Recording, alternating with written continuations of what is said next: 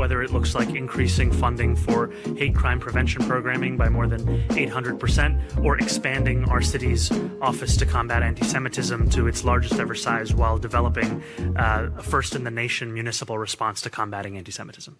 That was New York Mayor Zoran Mamdani on Thursday, fielding questions from reporters just before heading out for a week-long vacation. Welcome back to the States. I'm Greg Bishop.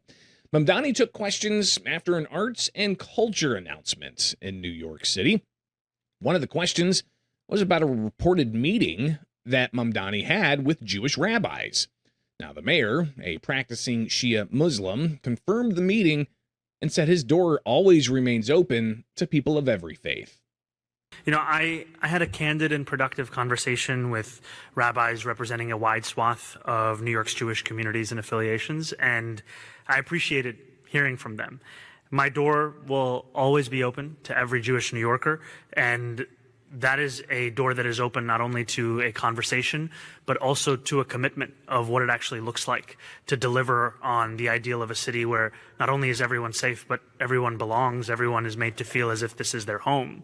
And our administration has been taking steps over the last many months of enacting that, whether it looks like increasing funding for hate crime prevention programming by more than 800%, or expanding our city's Office to Combat Anti-Semitism to its largest ever size while developing a first-in-the-nation municipal response to combating anti-Semitism. Now, the questions then turned to another controversy in New York, and that is of the mayor's push for a new tax on second homes valued at more than $5 million, a measure city officials say could raise more than $500 million. Now, even President Donald Trump, a longtime New Yorker, he weighed in on that pied-à-terre tax, saying that he's examining whether the federal government can intervene to stop it. Mamdani's response was brief.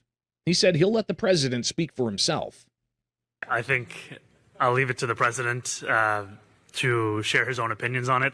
I continue to believe in the importance of a surcharge on secondary homes worth more than $5 million, as well as our ability to implement that surcharge. And just to go back to the importance of it, we're here today talking in some ways about art, but in other ways also about affordability.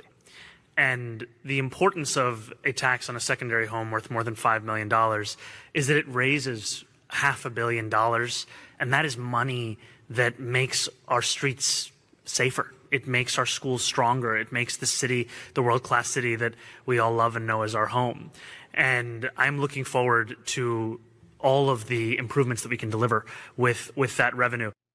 Now, Mamdani defending the pied-à-terre tax, but the president had a sharp post on Truth Social calling the tax a dangerous political experiment, and that he claimed it would destroy his former hometown.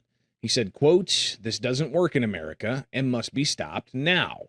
He further said he's looking to see if the federal government can have any legal right to avert what he called a disaster before it's too late for the millions of people who cherish New York and want to see it thrive, as opposed to what the president said of the city becoming a, quote, filthy, crime-ridden, decrepit place of mockery and scorn.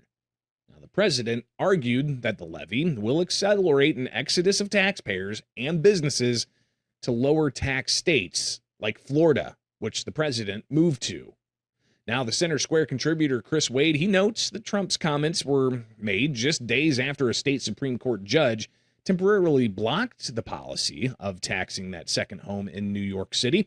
The injunction came in response to a lawsuit filed by several Manhattan property owners challenging the city's decision to publish a public list of homeowners who could be subject to the new tax. Mamdani, he said he remains confident city officials will make their case at a hearing scheduled for next week. But Mamdani, he's going to be out of town on vacation. I have confidence in our administration officials being able to navigate what are often concurrent obligations, both whether it be to a hearing or to an existing lawsuit. I was asked earlier about Elizabeth Street Garden, and I said the other day that there are few things more certain in New York City than death, taxes, and Randy Mastro suing this administration. And that is, again, where that lawsuit is coming from when it comes to the pied-à-terre lawsuit. Be sure to get the latest on that and many other stories by subscribing for free to the Center Square newsletter, available at thecentersquare.com.